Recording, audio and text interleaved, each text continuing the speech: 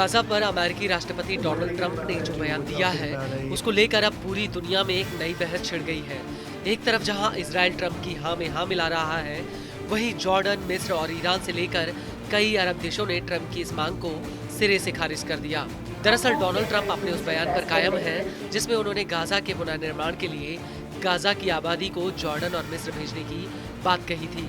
हालांकि इन दोनों ही देशों ने इस प्रस्ताव को ठुकरा दिया है, लेकिन ट्रंप ने जो बात कही है उसे हल्के में नहीं लिया जा सकता और यही वजह है कि अब मिस्र की अल अजहर अल शरीफ संस्था को ट्रंप के खिलाफ उतरना पड़ा है। दरअसल अल अजहर मिस्र की सबसे बड़ी इस्लामिक संस्था है और इसका हेडक्वार्टर केंद्रीय काहिरा में है। और ट्रंप के इस बयान को लेकर अल अजहर का कहना है कि गाजा एक अरब फिलिस्तीनी जमीन है और वो यही रहेगा। आपको बता दें कि मिस्र की संस्था ने इसको लेकर ट्विटर पर अपना एक बयान भी पोस्ट किया है। अल अजहर ने फिलिस्तीनियों को उनकी भूमि से विस्थापित करने को एक अन्यायपूर्ण प्रयास माना है, जिसका उद्देश्य इजरायली कब्जे को उनकी मातृभूमि पर कब्जा करने और फिलिस्तीनियों के अधिकारों को हड़पने में सक्षम बनाना था, जबकि इजराइल गाजा पर कब्जा करने में विफल रहा था। अल अजहर ने फिलिस्तीनियों से कहा कि वो अपनी जमीन पर बने रहें, वो इजराइल द्वारा फिलिस्तीनियों के अधिकारों के उल्लंघन की अन्यायपूर्ण महत्वाकांक्षाओं और अमानवीय समर्थन के खिलाफ डटकर खड़े रहे। दरअसल अरबों का मानना है कि फिलिस्तीनियों को जबरन उनकी जमीन से बेदखल करके कहीं और भेजने से पूरे इलाके में तनाव फैल जाएगा और सरकारें अस्थिर हो जाएंगी। वहीं कुछ जानकारों का मानना है कि ट्रंप अपने इस प्रस्ताव के पीछे कारोबार को विकसित करने के सुझाव रख सकते हैं, न कि एक विदेश नीति के रूप में। और ट्रंप खुद इस बात को कह चुके हैं कि गाजा एक विध्वंस की जगह बन चुका है। ट्रंप का कहना है कि गाजा एक बेहद ही खूबसूरत समुद्र किनारे बसा हुआ है, जहां पर अपार संभावनाएं हैं। You know, Gaza is interesting. It's a phenomenal location on the sea,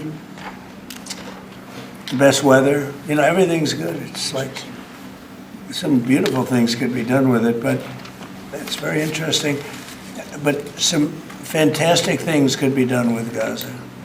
वहीं दूसरी तरफ जॉर्डन और मिस्र का साफ कहना है कि वो अब और फिलिस्तीनियों को लेकर अपने देश की स्थिरता को खतरे में नहीं डाल सकते। और अगर ट्रंप का सुझाव हकीकत में देखा जाए तो जॉर्डन और मिस्र के लिए 23 लाख फिलिस्तीनियों को अपने यहाँ पर बसाना एक नई उथल पुथल पैदा कर देगा। इस सब के बीच आपको ये भी बता दें कि साल 1948 में जब इजराइल का निर्माण हुआ तो उस वक्त लाखों की संख्या में फिलिस्तीनियों को अपने घरों से विस्थापित होना पड़ा था और इस विस्थापन को नकबा कहा गया था, जिसका अरबी में अर्थ होता है तबाही। आपको बता दें कि साल 1948 से पहले ही यहूदी मिलिशियाओं ने फिलिस्तीनियों पर हमले शुरू कर दिए थे। इसको लेकर न्यूज एजेंसी अल जजीरा का कहना है कि साल 1947 और 1949 के बीच करीब 7.5 लाख फिलिस्तीनियों को विस्थापित होना पड़ा था। इनमें से अधिकतर फिलिस्तीनी पड़ोसी देशों में शरण लेने के लिए मजबूर हुए थे। अल जजीरा के मुताबिक इस दौरान इजरायली सेना ने 78% ऐतिहासिक फिलिस्तीनी जमीन पर कब्जा कर लिया था। इजरायली सेना ने करीब 530 गाँवों और शहरों को तबाह कर दिया था।